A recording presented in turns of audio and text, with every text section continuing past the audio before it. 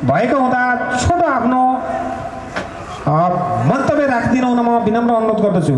कार्यक्रममा उचित गर्ने निम्ति मलाई भएकोमाले तपाईँलाई हार्दिक धन्यवाद दिन्छु। हाम्रो कर्णालीको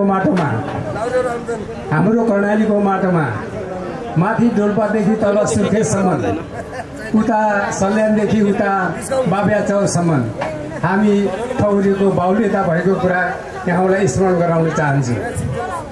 आज राजकोटी बाबुसाहबहरूले जुन गरेको कार्यक्रममा म मल्ललाई पनि निम्तो गरेको हुनाले तपाईहरूलाई सम्पूर्ण यहाँ उसिदिनु भएका राजकोटी राजा बाबुसाहबहरू, महारानीहरू यहाँ आउनु नभएको भए पनि यो कर्णालीमा यो आवाज सुन्ने जुम्लामा बस्ने होस्, कालीकोटमा बस्ने होस्, सुर्खेतमा बस्ने होस्, दैलेखमा बस्ने होस्, जाजरकोटमा बस्ने होस्, सल्यानमा बस्ने होस्, रुकुममा बस्ने होस्, सम्पूर्ण बाबुसाहब र महारानीलाई आजको विजया यो दीपावली 2082 को पावन अवसरमा यहाँलाई हार्दिक मल्ल परिवारको तर्फबाट धन्यवाद टक्राउँछु।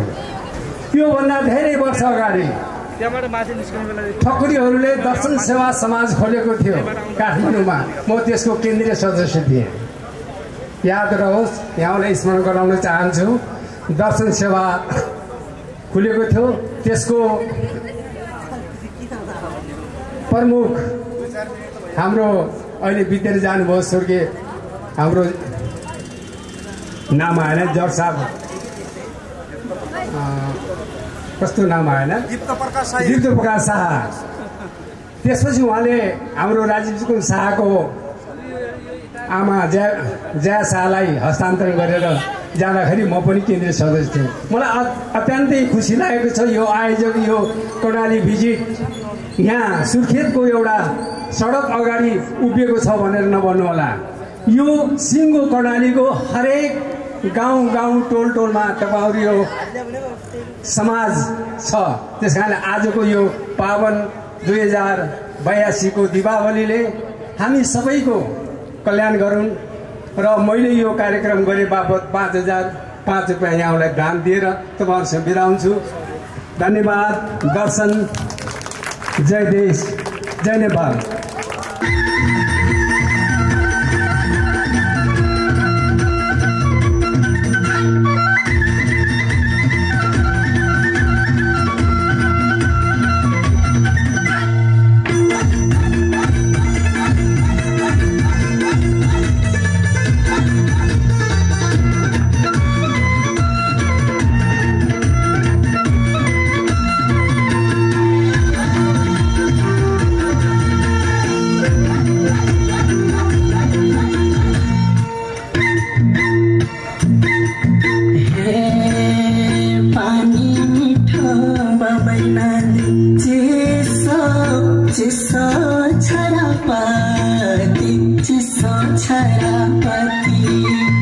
Masti में सैमाया